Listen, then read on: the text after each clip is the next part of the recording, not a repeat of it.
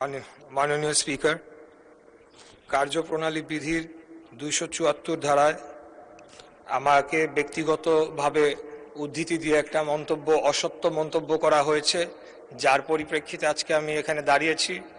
আমি শুধু এই কথাটি বলতে চাই যে যদি অবৈধ নির্বাচনের অবৈধ দাবিদার আমি হয়ে থাকতাম, তাহলে ওই সময় বাংলাদেশের সর্বোচ্চ আদালত সুপ্রিম কোর্টের আপিলেট ডিভিশনের 7 জন বিচারপতির বেঞ্চে আমার রায়টিকে বহাল রাখা হয়েছিল, যেই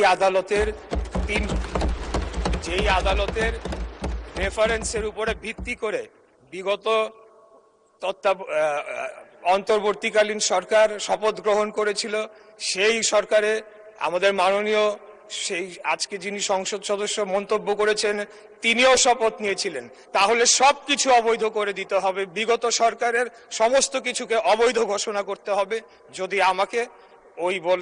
যদি বলা হয় যে আমার ওই রায়টি অবৈধ ছিল, কারণ বাংলাদেশের এপেক্স কোর্ট সুপ্রিম কোর্টের অ্যাপিলেট ডিভিশনের 7 জন বিচারপতির বেঞ্চে আমার রায়টিকে বহাল রাখা হয়েছিল। অতএব আমি এটার তীব্র প্রতিবাদ জানিয়ে আমার বক্তব্য শেষ করছি। ধন্যবাদ সবাইকে।